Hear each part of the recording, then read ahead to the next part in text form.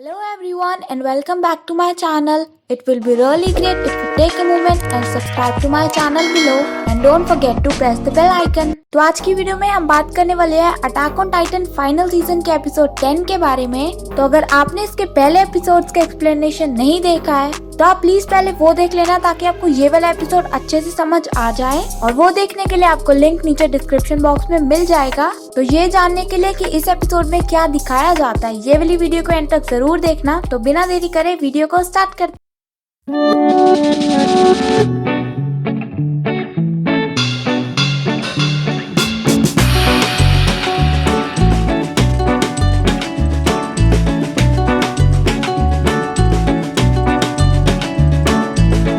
तो जैसा कि हमने पिछले एपिसोड में देखा था कि एरन बोल रहा होता है फाइट फाइट, और तब उसके पास हांजी आती है जो कि सब बात सुन लेती है और एरन से पूछती है कि तुमने 2 बार फाइट फाइट क्यों बोला। क्या इसका मतलब ये होगा कि हमें 2 बार फाइट करनी होगी या फिर हमारे कोई 2 एनिमीज है जिनके साथ हमें एक साथ फाइट करनी पड़ेगी। तुम कहना क्या चाहते हो एरन, मुझे अच्छे से समझाओ।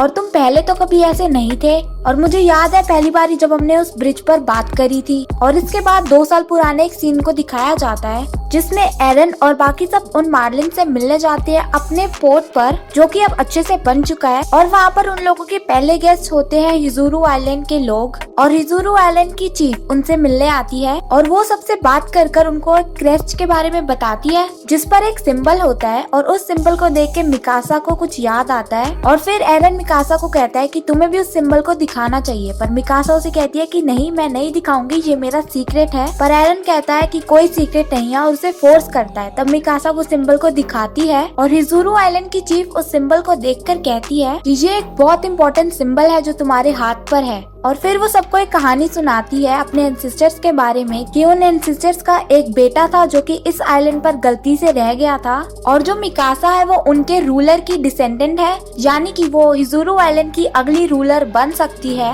और मिकासा ही हमारी आखिरी होप है। और उसके बाद अगले सीन में दिखाया जाता है एल्डियंस के कमांडर को जो कि पिक्शियस है, और वो सबसे कहता है कि हमें हमारे गेस्ट को वेट नहीं कराना चाहिए और उन्हें बता देना चाहिए कि हम तैयार हैं आपके साथ पार्टनरशिप करने के लिए। और उसी के बाद दिखाया जाता है हिस्टोरिया मिकासा से बात कर रही होती है जो एक तरह से उसे टीज करती है कि तुमने सिर्फ ये सिंबल एरन को ही क्यों दिखाया। उसके बाद वो सब बाहर जाते हैं और एक मीटिंग अटेंड करते हैं, और जो वहाँ हिजुरू की चीफ होती है वो उन्हें बताती है कि आज की मीटिंग सिर्फ जीक की वजह से ही पॉसिबल हो पाई है, क्योंकि जब मैं उससे पर्सनली मिलने गई थी तब उसने मेरे सामने कुछ कंडीशंस रखी थी जिस वजह से मैं यहाँ पर आई हूँ तुमसे मिलने। फिर उसके बाद अगले सीन में दिखाया जाता है हिजुरू की चीफ जो कि जीक से बात कर रही होती है, और जीक उन्हें omni direction mobility gear set दिखाता है जो कि वो खुद पैराडाइज आइलैंड से लेकर आता है, और चीफ को बताता है कि ये एक स्पेशल फ्यूल से चलता है जिसे कि आइसबर्ग स्टोन बोला जाता है पैराडाइज आइलैंड में। और फिर वो कहता है कि अगर तुम्हें वो सब चाहिए तो तुम्हें पैराडाइज आइलैंड के लोगों की हेल्प करनी होगी।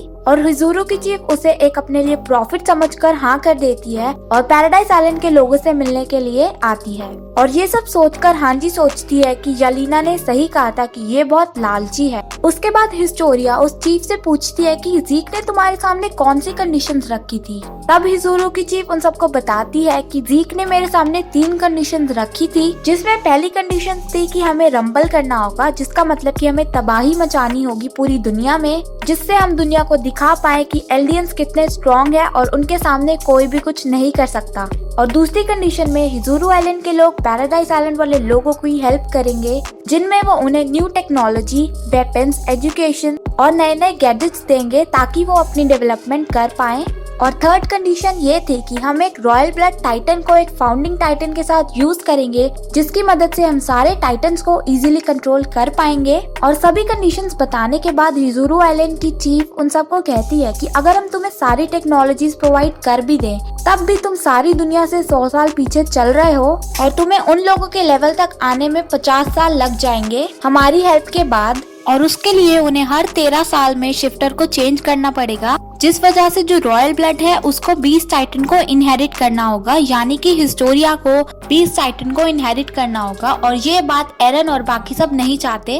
और उसके बाद दिखाया जाता है हांजी एरन से पूछती है कि तुम इतना डेंजरस सिचुएशन में एक्शन क्यों ले रहे थे। और तब एरन उसे गुस्से में बोलता है कि तुम ना मुझे मार सकती हो और ना ही ज़ीक को, क्योंकि तुम सबको हमारी जरूरत है और तुम फाउंडिंग टाइटन और रॉयल ब्लड के बिना कुछ भी नहीं कर सकते। और उसके बाद एरन हांजी को थ्रेटन करता है और हांजी वहाँ से चली जाती है। और उसके बाद वो एरविन के डिसीजन को रिग्रेट करती है कि उसने उसे कमांडर क्यों बनाया। और उसके अगले सीन में दिखाया जाता है कि हिस्टोरिया प्रेग्नेंट होती है और बाकी सब ऑफिसर्स उसको लेके बहुत सी बातें बना रहे होते हैं कि वो कैसी लड़की है और ऐसे सब बोल रहे होते हैं। फिर उन्हीं में से एक ऑफिसर हिस्टोरिया की कहानी सुनाता है कि वो उसके बचपन से उसका दोस्त था और उसने उसकी हर चीज में हेल्प करी थी, पर दूसरे ऑफिसर उसकी बात को नहीं सुनते। और एक ऑफिसर अल्कोहल मंगवाता है और नीचे निकोला उस वेटर से कहता है दिस वन राइट।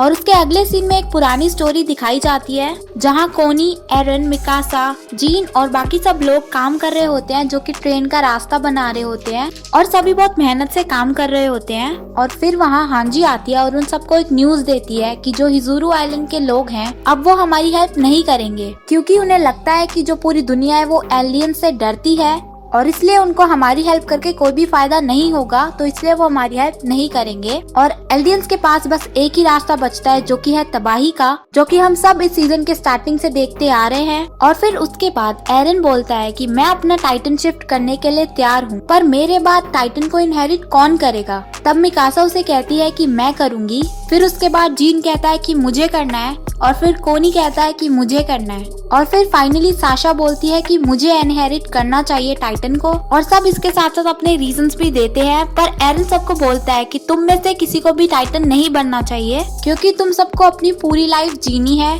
और मैं नहीं चाहता कि तुम में से कोई भी टाइटन को इनहेरिट करे। और फिर उसके बाद दिखाया जाता है कि सब बैठकर बात कर रहे होते हैं जहाँ पर एरन नहीं होता। तो सब कहते हैं कि अगर एरन ने हमारी बात नहीं मानी और हमारे प्लान के अकॉर्डिंग नहीं चला तो उसका हम क्या करेंगे।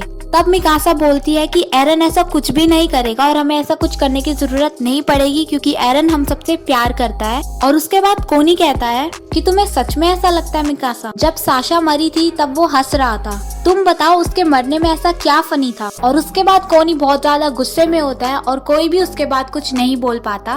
फिर दिखाया जाता है कि कोनी कहता है कि हमें एरन की टाइटन पावर शिफ्ट कर देनी चाहिए और ऐसे इंसान को देनी चाहिए जिस पर हम सब भरोसा करते हैं। उसके बाद ज़ीक को बैठा हुआ दिखाया जाता है और वहीं ये एपिसोड खत्म हो जाता है। एपिसोड 11 जिसका नाम होने वाला है काउंटरफीट, उसके प्रीव्यू में दिखाया जाता है कि गाबी और फैल्को प्रिजन से भाग जाते हैं और एल्डियंस को कुछ भी नहीं पता होता कि वो कहाँ गए हैं और किसने उनकी हेल्प करी है भागने में, पर सबको लगता है कि हम में से ही कोई है जिन्होंने उनकी हेल्प की है। तो आगे क्या होता है इस सीजन में ये देखने के लिए आपको नेक्स्ट एपिसोड तक का वेट करना होगा। और अगर आप अटैक ऑन टाइटन के एपिसोड्स देखना चाहते हैं तो उसके लिए टेलीग्राम चैनल का लिंक नीचे डिस्क्रिप्शन बॉक्स में मेंशन है, आप वहां से जाकर देख सकते हैं। एनिमे से रिलेटेड और चीजें देखने के लिए मुझे इंस्टाग्राम पर भी फॉलो कर सकते हैं, जिसका लिंक आपको नीचे डिस्क्रिप्शन बॉक्स में मिल जाएगा। तो मिलते हैं नेक्स्ट वीडियो के साथ। Thanks for watching.